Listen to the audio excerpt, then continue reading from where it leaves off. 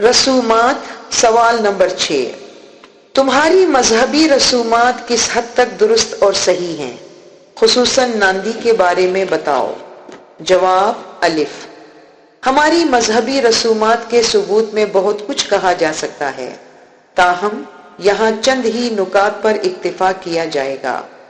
اس سلسلے میں سب سے پہلے یہ جاننا ضروری ہے کہ دین اور دنیا کی اکثر اصلی اور قیمتی چیزیں ایسی ہیں جن کا وجود و قیام کچھ دوسری بہت معمولی چیزوں کے اندر ہوتا ہے۔ مثلا درخت کے تنا اور شاخوں کی حفاظت چھلکوں کی بدولت ہوتی ہے، اسی طرح پھول، پھل اور غلہ جات کا بھی کوئی غلاف، چھلکا وغیرہ ہوتا ہے تاکہ اس میں اصلی چیز محفوظ رہے۔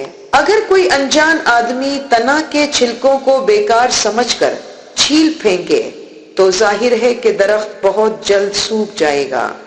چنانچہ کوئی شک نہیں کہ مذہبی رسومات ایک ناواقف انسان کی نظر میں عام اور معمولی چیزیں لگتی ہیں، مگر جاننے والا ہی جانتا ہے کہ ان رسومات کے چھلکوں کے اندر عقائد اور ایمان کا درخت کس شان سے محفوظ ہے، اور جب تک پھل درخت پر ہیں تو ان کی پختگی اور حفاظت کے لیے چھلکے کی کتنی اہمیت ہوتی ہے۔ اس مثال سے ظاہر ہوا کہ اگر مذہبی رسومات نہ ہوں تو عقیدہ ختم ہو جائے۔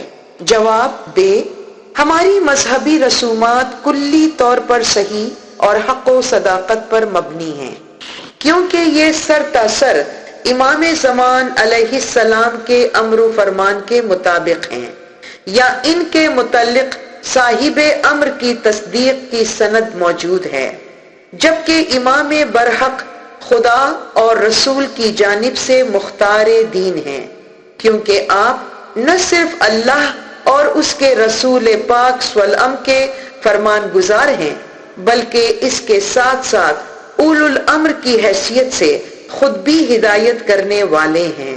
لہذا ہماری مذہبی رسومات کے حق بجانب ہونے میں ذرہ بھر شک نہیں۔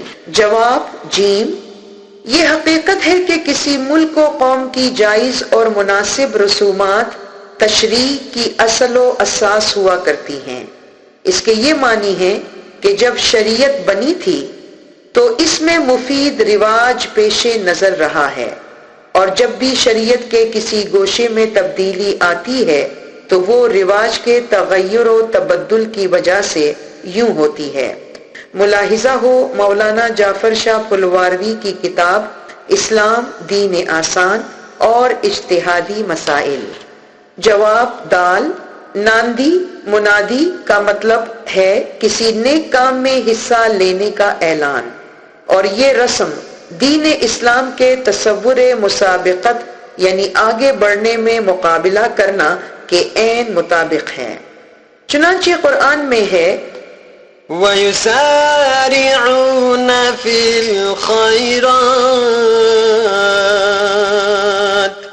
قرآنی حوالہ سورہ نمبر 3 کی آیت نمبر 114، 3/114، اور وہ نیک کاموں میں دوڑ پڑتے ہیں، یعنی نیکی میں سبقت لے جانے کی کوشش کرتے ہیں۔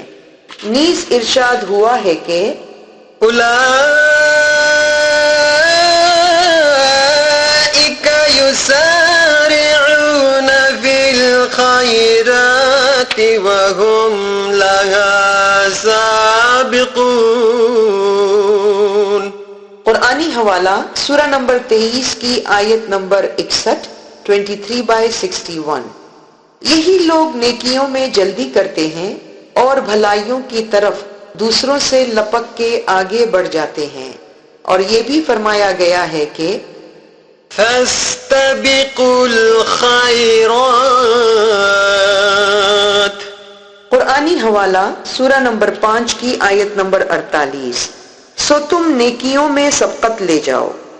نیک کاموں میں سبقت لے جانا، ایثار و قربانی کا مظاہرہ کرنا اور اپنے حسن عمل کے ذریعے سے دوسروں کو نیکی پر ابھارنا، یہ سب قرآنی تعلیمات میں سے ہیں۔